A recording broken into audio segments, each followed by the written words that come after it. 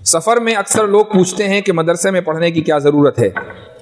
उसको यही जवाब दीजिए, आदम इल्म या आदम फ़हम आदम वजूद की दलील नहीं है। तो ज़रूरत तो है, लेकिन तुम चूँकि समझते नहीं हो तो अब तुम्हें क्या बताया जाए। तुम भी पढ़ो आकर तो तुम्हें समझ में आएगा कि क्या ज़रूरत है।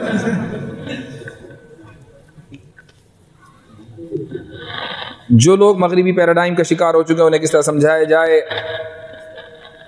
और आपने कहा कि जदीद इस्तिलाहात को बाद फरागत या पहले सिखाया जाए, तो इसके लिए कोई ख़ास किताब नहीं। इस्तिलाहात के लिए कोई ख़ास किताब नहीं है। मैंने फिर बाद में ये भी बताया कि उस्ताद अगर थोड़ी सी मेहनत करके तलबा को बता दें तो हर एक की ग्लासरी खुद ब खुद तैयार हो जाएगी। और पैराडाइम का शिकार हो चुके हैं उन्हें किस्सा समझे, ये चीज़ समझाने की नहीं है।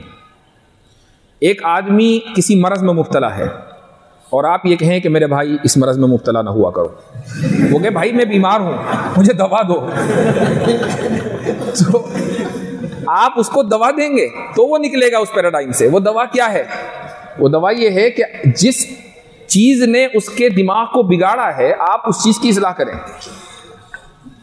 उस चीज़ की इस्लाह करेंगे यानी तालीम की इस्लाह करें। जब तालीम की इस्लाह करेंगे, आपके अपने स्कूल होंगे जिस तरीके से भी आप चला सकें, माहौल इस्लामी हो, उसमें कुछ इस्लामी मज़ामीन हो, ज़्यादा से ज़्यादा बच्चों को आप जोड़ें, तब जाकर उस निज़ाम की इस्लाह हो सकेगी। और ये कोई आसान काम नहीं है, चूँकि 1835 से हमारे ऊपर ये निज़ाम मुसल्लत है।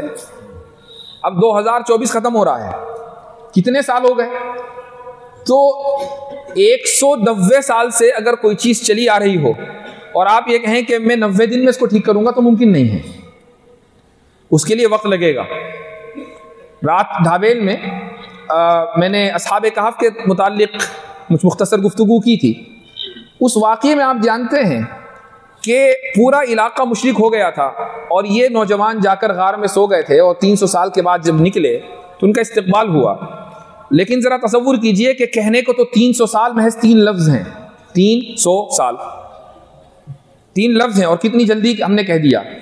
लेकिन ये 300 साल का अरसा कितना तवील है कि अभी तक लॉर्ड मैकाले ने जो तालीमी निज़ाम हमें दिया था उसको भी अभी 300 साल नहीं हुए और दुनिया की सूरत हाल देख लें कि क्या हो गई है। तो इस्लाह इस तरीके से नहीं होती है। इनकलाबात इस तरह नहीं आते हैं।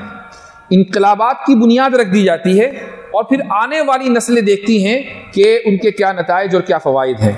हज़रत नानोतवी क़ुद्दिसा सिर्रुहु ने जब दारुल देवबंद कायम किया था तो हो सकता है कि उनके जहन में यह ना हो कि दुनिया के हर शहर में देवबंद होगा, दुनिया के हर शहर में देवबंद होगा, यह हो सकता है कि उनके जहन में ना हो। लेकिन आज दुनिया के हर शहर में देवबंद है। आप कहीं भी चले जाएं, अगर वहां मुसलमानों की आबादी है तो वहां देवबंद मौजूद है।